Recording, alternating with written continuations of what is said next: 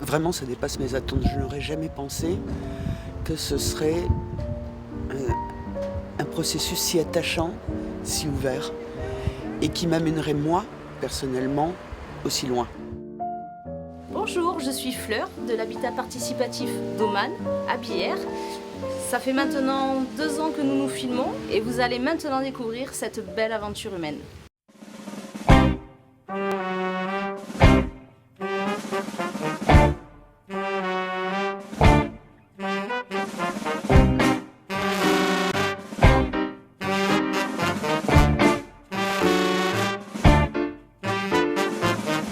D'accord, donc je sais pas ce que vous avez filmé la dernière Non, je sais pas du tout. Ça va être la surprise pour nous aussi. Alors voilà, nous sommes sur le lieu où on construira nos futurs appartements et maisons. Regardez comme c'est joli. Elles vont être là, les maisons. Elles seront là, voilà la place de si. ce... Oui, Elles seront là les unes après les autres. voilà. C'est bien. Ça va être chouette, hein? Oui, c'est chouette, oui. Et là-bas au fond, ce sera notre immeuble. C'est chouette. On garde le cerisier là-bas. Et celui-là, il va rester. Oui, il va rester. Le projet de Billère, en fait, c'est le deuxième projet d'habitat participatif du col, puisqu'on a commencé par Bayonne. Et c'est le deuxième, donc c'est un projet d'une 40aine de logements. Billère est une ville qui est à côté de Pau.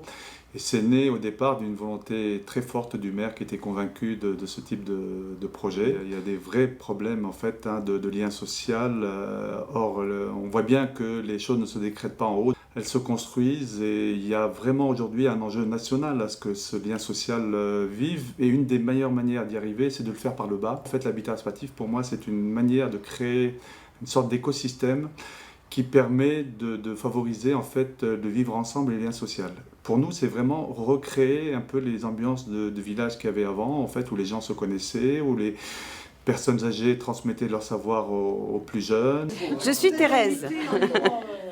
Alors, moi j'ai entendu parler du projet donc, depuis le départ. Je suis allée à la réunion d'information. Et puis ça faisait très très longtemps que je n'avais pas de projet personnel. Et depuis le début, ce projet m'a emballée, emportée.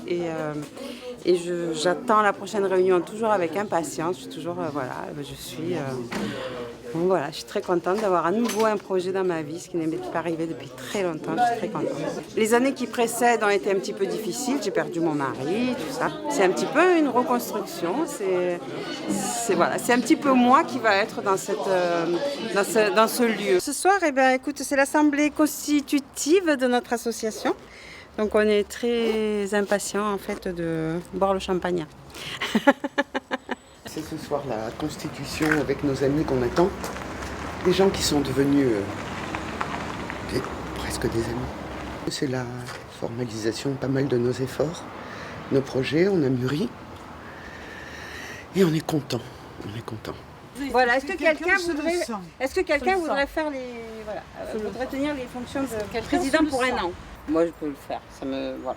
Sachant que je peux le faire. Est-ce que tu as envie de le faire? Sachant que je ne serai pas seule. J'aurai une équipe. Tu auras une équipe dynamique, un bureau dynamique avec qui tu pourras longuement échanger. Thérèse, présidente. Unanimité. Thérèse, Oui. unanimité. Allez. Absolument. Alors, président. Bonjour, je m'appelle Benjamin, j'ai 38 ans. Je suis dans le projet d'Oman depuis à peu près 2 ans. Dès le début, j'ai été intéressé par ce que d'autres voisines ont expliqué, le côté participatif, mettre en commun des réseaux, des compétences, des expériences. Un autre facteur qui a joué beaucoup pour moi, c'est le fait que ce soit un projet urbain. On a dû avoir à peu près entre 20 et 25 réunions, je dirais.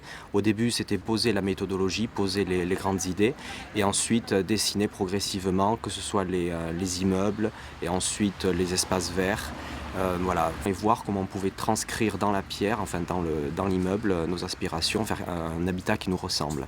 Ils votent le désir d'architecture de lieux, d'espaces mutualisés comme les buanderies, les salles communes, les jardins partagés.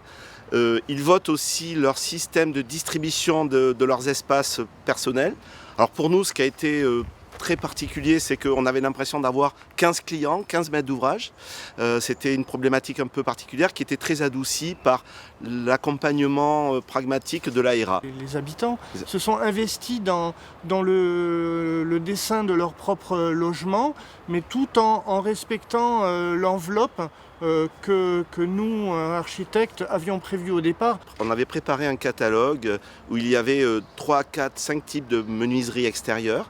Donc les gens qui voulaient une architecture très ouverte ou une architecture très introvertie, ils pouvaient choisir suivant le catalogue. Et en intérieur, on avait proposé des fluides, des réseaux de fluides où il y avait une liberté de mettre une salle de bain, 2 salles de bain, un dressing room, une grande liberté sur certaines façades intérieures pour que cette architecture puisse être dessinée par eux-mêmes. Ben écoutez, je viens voir avec Hélène pour qu'elle me fasse des jolis dessins, des jolis plans d'appartements. J'ai plein de fringues de sacs et de chaussures. Il doit y avoir 60 paires de chaussures. En fait, il y a 2 trucs. Il y a ce que vous voulez, et après, il y a ce qu'il faut pour rentrer dans les clous de la législation. Oui.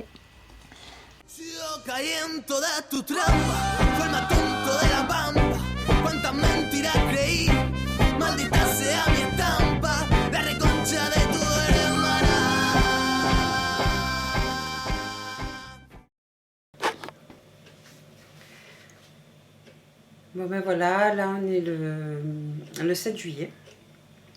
Ce soir c'est la dernière réunion avant les vacances. Ce matin, il y avait des réunions de programmation individuelles. Je suis allée filmer un petit peu mes camarades en train de dessiner leur appartement. Pour moi, c'est un petit peu difficile aujourd'hui parce que je ne sais pas du tout si je vais pouvoir rester dans ce projet. Pour des raisons financières, pas pour des raisons de cœur, parce que je porte ce projet dans mon cœur depuis le tout début.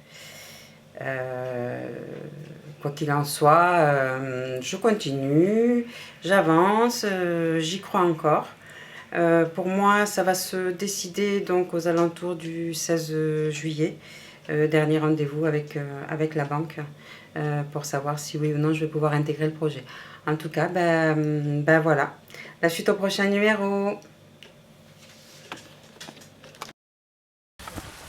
Alors attends que je fasse pas comme toi. Tu t'approches. Ah ben c'est déjà rouge là, t'avais pas arrêté. Rouge. Non, j'ai pas arrêté parce que du coup c'est plus vivant, c'est plus sympa. Ok. Donc alors je m'appelle Clara.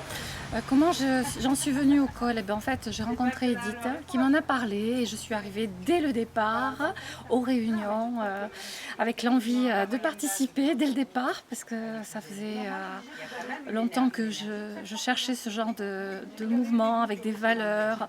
Et alors habiter avec des gens comme ça, c'est super. Enfin, moi, il me tarde. Après...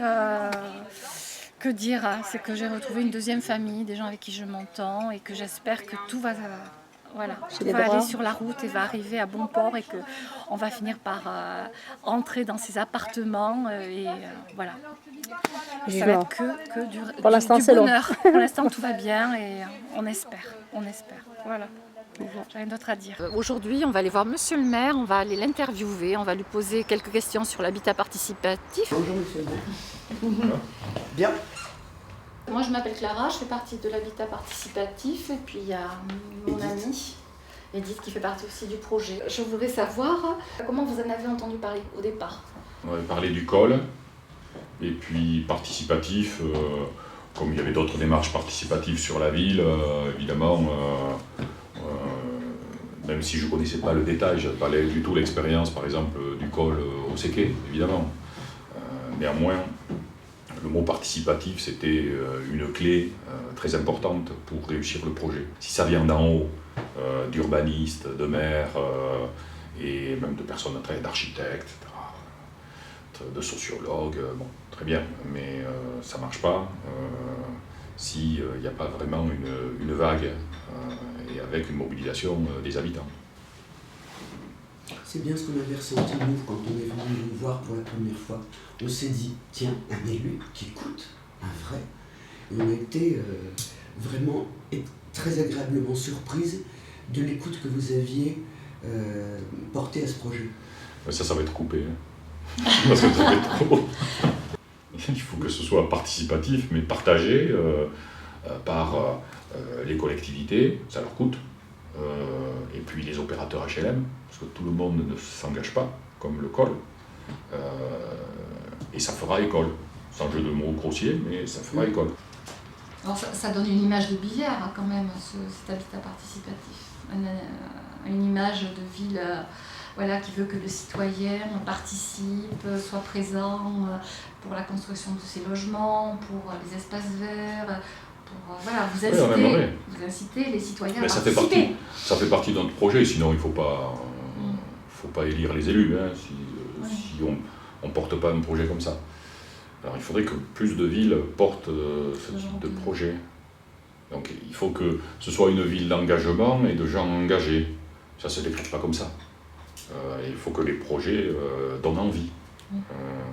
Donc celui-là donne envie. Oui. Eh oui, vous en témoignez. La preuve, hein. La preuve, c'est que nous a emballés dès le départ et que voilà. On est impatient de se fondre dans le paysage de Billère. Promesa que me hiciste fueron como un sotón que volviste en mi pecho con zapatos de tacón.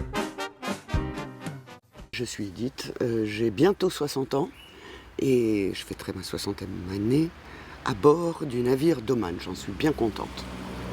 Je peux dire de façon certaine que je suis née à Lille, que j'ai vécu à Paris, que j'ai vécu à Moscou, à Bogota, à Quito. Et puis maintenant, je suis à Pau. Et je crois que c'est une des meilleures décisions que j'ai prises dans ma vie, c'est de venir à Pau. J'ai la chance d'avoir une fille qui a 24 ans, qui est belle comme le jour, et qui ne vit plus avec moi. Alors on m'a dit, prends la caméra. Moi, j'avais jamais utilisé une caméra, c'est un cadeau empoisonné. Et bon, j'étais devant cette caméra, avec cette caméra, comme une poule 80, un cure-dent. Et je me suis dit, mais qu'est-ce que je vais bien pouvoir en faire? Comme j'avais une entorse au pied, chez moi c'est régulier tous les 6 mois, je me suis dit, tiens, plutôt que d'être là à rien faire pendant que le kiné masse mon pied, ben, je vais lui poser la question, comme je l'ai posée à d'autres, quand je vous parle d'habitat participatif, à quoi vous songez? En fait, le terme de participatif, en termes d'habitat, j'ai du mal à comprendre ce que ça peut vouloir dire, si ce n'est pas mise en commun d'argent ou autre pour arriver à construire quelque chose, je le vois comme ça. On s'est décidé qu'au coût du mètre carré, il faudrait peut-être mieux mutualiser un certain nombre d'équipements. C'est comme ça qu'on va avoir une buanderie en commun.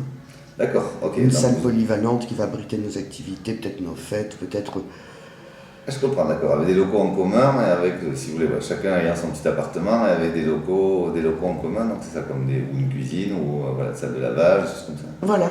C'est le sport, d'accord. Alors, une des particularités, effectivement, des projets d'habitat participatif qui sont portés par l'OCOL et d'ailleurs d'autres coopératives, hein, c'est qu'effectivement, à la différence de projets portés éventuellement par des promoteurs, les personnes ne payent rien. Pendant pas mal de temps. Ils payent 500 € au moment où le permis de construire est déposé. C'est-à-dire que quand ils ont validé des plans qu'on a fait sur mesure pour eux. Ce n'est qu'à ce moment-là qu'il y a un petit engagement en fait, de 500 €. Ensuite, ils ne paient rien jusqu'à la livraison. Puisque la plupart sont en PSLA, prêt social location accession, sur lequel il n'y a pas d'appel de fonds pendant toute la phase de construction. Là, on est à une semaine de la première pierre, à peu près, à quelques jours près. Moi, j'ai eu mon financement, j'étais vraiment pas sûre de l'avoir. C'était beaucoup d'émotions pour moi. Et vraiment, voilà, je suis ravie, je suis sûre de pouvoir intégrer ce projet maintenant. Les bâtiments, c'était aussi une grande émotion parce qu'on n'avait pas du tout d'idée de ce à quoi ça allait ressembler. Et puis, un jour, lors d'une réunion, voilà, ils nous ont dévoilé ce qu'avait donné le fruit de nos réflexions communes. Et donc, voilà, nous, on a adhéré tout de suite. Ça ressemblait vraiment à ce à quoi on avait pensé. Mais pour revenir au bâtiment, c'est... Le C est tellement beau, on se demande si c'était pas là avant qu'on arrive. Le C, il a tout. Non, alors, ouais. Je trouve que l'escalier entre les deux immeubles, c'est plutôt sympa. En revanche, je trouve que l'escalier à gauche, sous cette forme-là, moi, il me semble pas très, très chouette, quoi. Je me demandais si, à la limite, vous ne pourriez pas utiliser un autre type d'escalier. Ah oui, bien sûr. Ah oui, mais bien sûr, bien sûr. Ça fait beaucoup. Moi, c'est Christine. Ça fait 8 ans que je suis à la recherche d'habitat coopératif. Donc j'ai entendu dire qu'il y avait un habitat Billère, enfin quelque chose qui se lançait sur Billère, un projet. Et j'ai commencé à aller à toutes les réunions pour voir comment ils comptaient fonctionner, pour me renseigner sur l'aménageur, le col, les facilitateurs, l'ARA. Je trouvais que les réunions étaient plutôt intéressantes et bien fichues. Alors pourquoi je veux être dans un habitat participatif ? Eh bien parce que j'ai besoin des gens et de convivialité et en plus de la ville et donc proximité de la ville et de la nature et que celui-là il fait tout ça. Les gens, la convivialité, il y a de la nature pas loin, il y a plein d'arbres, il y a le Gave, il y a une petite forêt. Voilà, c'est pour ça que je suis venue à ces réunions et puis à force d'y aller, je me suis familiarisée avec le groupe. Au début, j'étais un peu coincée, puis après, je commence à connaître davantage et je trouve des qualités dans toutes les personnes qui sont là. Je trouve ça agréable. Je trouve qu'il y a un possible, voilà, il y a un potentiel. Un chemin en commun, un futur chemin. Voilà, ouais, un potentiel de personnes qui ont envie que ça se passe bien. Alors, voilà, j'en sais bien qu'il y aura des conflits et tout, mais avec... je pense que si on est assez intelligent, on pourra discuter et puis... Oui, voilà, faire pour que ça se passe bien. Ouais, que tout le monde y mette du sien. C'est pas que l'intelligence, hein.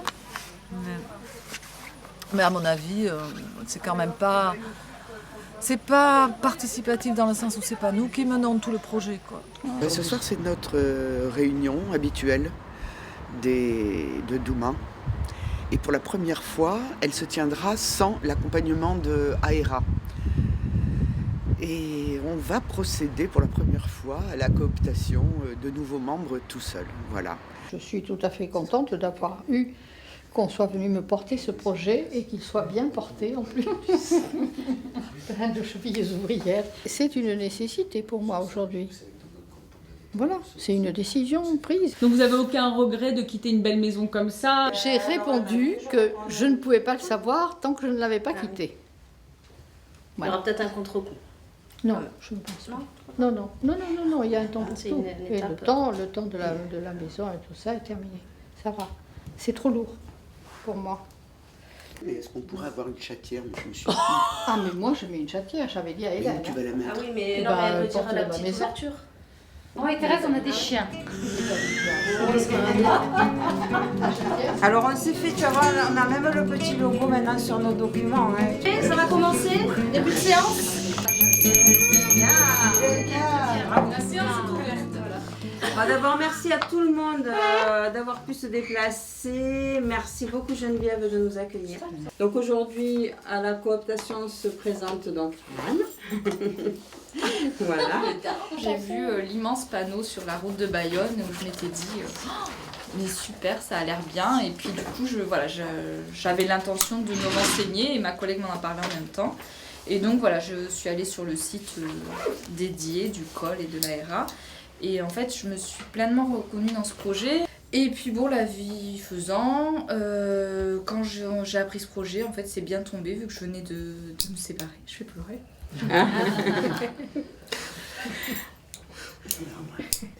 Et hop, du coup, Et hop. Et hop,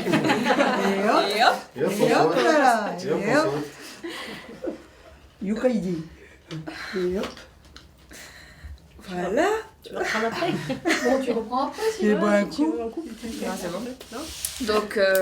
Donc voilà, et vraiment ce projet, enfin, le côté participatif, je trouve que c'est vraiment l'essence du projet. C'est quelque chose de très important parce que oui, on est dans une société où effectivement, là je suis dans un immeuble, mes voisins sont très gentils, mais bon, on se dit bonjour, bonsoir et puis c'est tout, on n'a pas de vrais échanges et c'est dommage.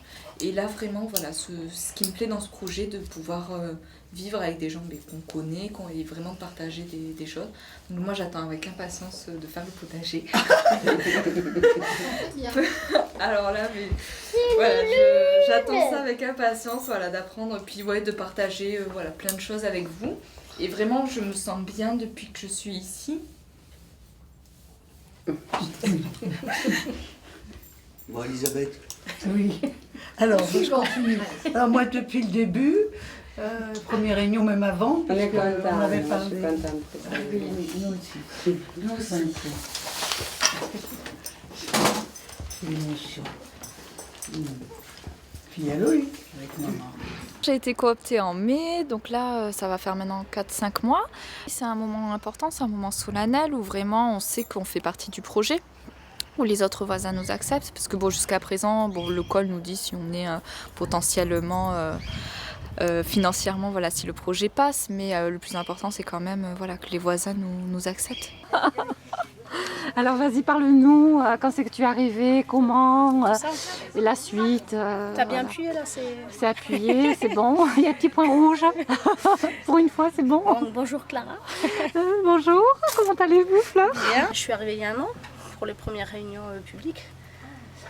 Et j'ai failli quitter le projet à cause de l'aspect financier, hein, tout simplement. J'ai perdu 10 mètres carrés. Enfin, je devais avoir un apport, finalement je ne l'aurais pas, donc j'ai perdu 10 mètres carrés. Et ça me posait problème au départ. Et puis en fait, écoute, je suis tellement bien avec le groupe que je préfère perdre mes 10 mètres carrés et être avec tout le monde. Pouvoir échanger, partager ce qu'on fait déjà. Et parce qu'on est des gens qui avancent dans le même sens. Voilà. On a les mêmes idées, les mêmes valeurs. Exactement, parce qu'après on est tous très différents. Oui. Mais tout le monde s'accorde très bien. On se ferait chier si on était tous pareils. Mais bien sûr. Et puis, mais on est prêt à faire des concessions, à avancer et à discuter. Le dialogue est là et on avance oui, on est tous. obligé. Des fois il y a des petits. Chacun prêche pour sa paroisse, ce qui est Oui, normal. On arrive toujours à trouver un terrain d'entente, enfin jusqu'à présent, puis il n'y a pas de raison que ça change. En se connaissant, en fait, on a moins peur de l'autre parce qu'on se connaît, parce qu'on connaît ses enfants, parce que nos enfants grandissent aussi dans un état d'esprit aussi qui est favorable et positif, en fait, hein, la notion de solidarité. Alors, chacun est chez soi, donc on ne fait pas une communauté, on ne fait pas un kibbutz, etc. Hein, mais par contre, tout le monde trouve un intérêt au collectif.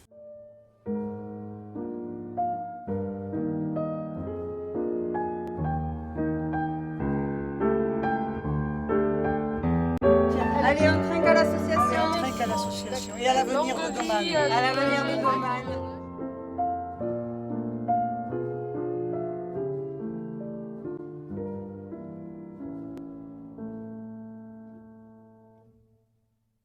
J'ai 38 ans, célibataire, avec Noah à la maison tout le temps, tous les deux. Je travaille à la mairie de Pau. Le concept d'être ensemble, le savoir-vivre, de partager un petit peu les compétences. Je suis même certain que c'est une très bonne chose. Ouais. Il vaut mieux tendre vers ça plutôt que... Parce que là on est de plus en plus dans le chacun pour soi. Et manifestement on se rend tous bien compte que ça ne fonctionne pas très bien. Et j'ai envie d'offrir à Noah un gâteau. Des gâteaux aussi, mais un havre de paix avec des gens avec qui on a envie de vivre ensemble et tout en gardant sa petite intimité aussi.